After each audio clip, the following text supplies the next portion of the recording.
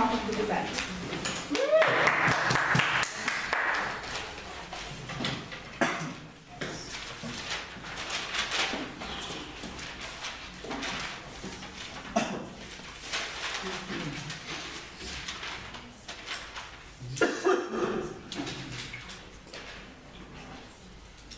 Sorry for the wait.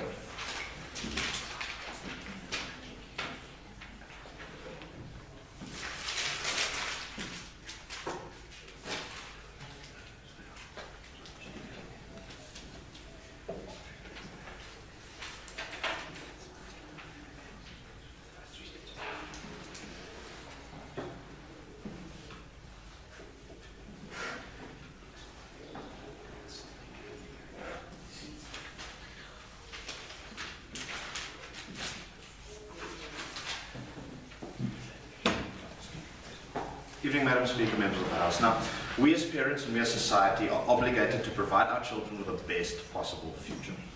Now, I'm going to be basing my arguments on the three following things. Firstly, parental nature concerning their children and validating them to make the best possible outcome for their children. Secondly, society's obligation to protect its children as far as possible.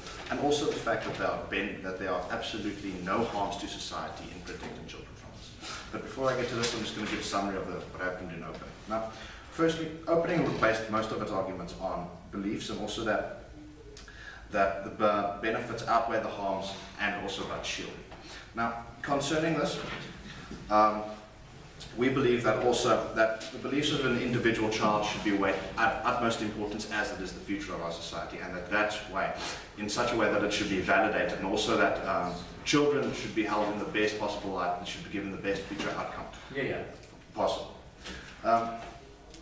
Now onto a few points of rebuttal. Now, opening opposition brought us the following. They said that being one of the dumb kids opposed to treating the problem, that they'd rather that you'd rather treat the problem instead of being one of the dumb kids. Now, when you look at the nature of modern schooling system, you'll see that individuals are only going to be given more ammo to ostracize the rest. Small children love difference. Small children love pointing out difference.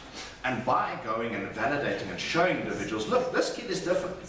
And yes, we might only be telling the schooling system, but if you look at the nature of the schooling system, the entire school is going to find out because it's one community. What you tell the upper part of the community, the rest of the community is going to find out in any way. I'll accept you as soon as I get onto my positive matter. Okay. So what we see is children are only going to be given, these normal children are only going to be given more and more ammunition to ostracize these individuals that are different. Secondly, when you also look at the nature of small children, opposition went and stated that they were ostracized because they can't focus on the work. Now, also when you look at the nature of a small child, small children don't look at what other individuals are doing with their work. Up until a very late extent, you won't go and say, gee, look at how much Yanni got for his test. You're focusing on what you're doing and you're focusing on playing around. You're not focusing on your educational goals.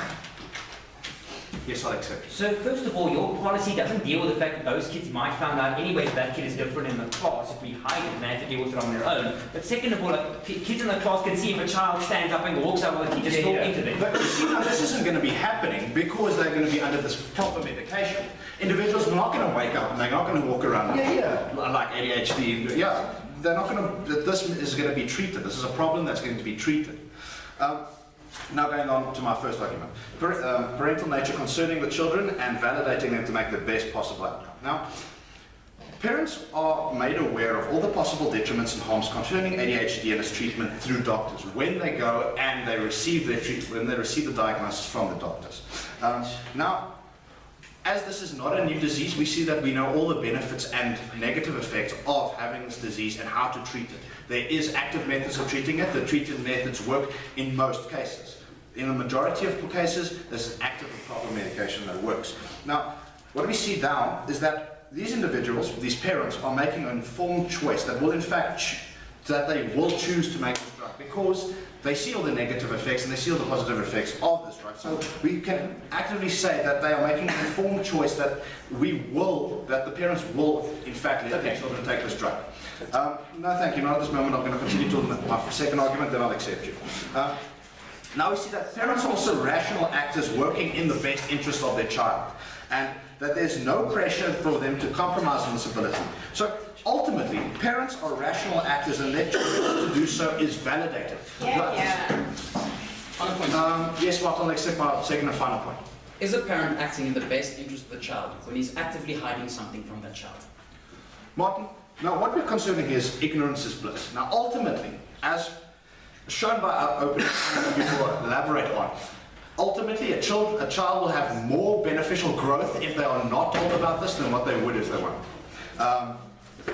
My second argument, society's obligation to protect its children as far as possible. Now, it's been there's consensus in this room that children will be negatively affected by knowing, or by knowing, or this society will be, children will be negatively affected by knowing. Now, these individuals will be more negatively affected by knowing than by not knowing. No, this isn't making sense. Okay, so opening government went and they showed us that.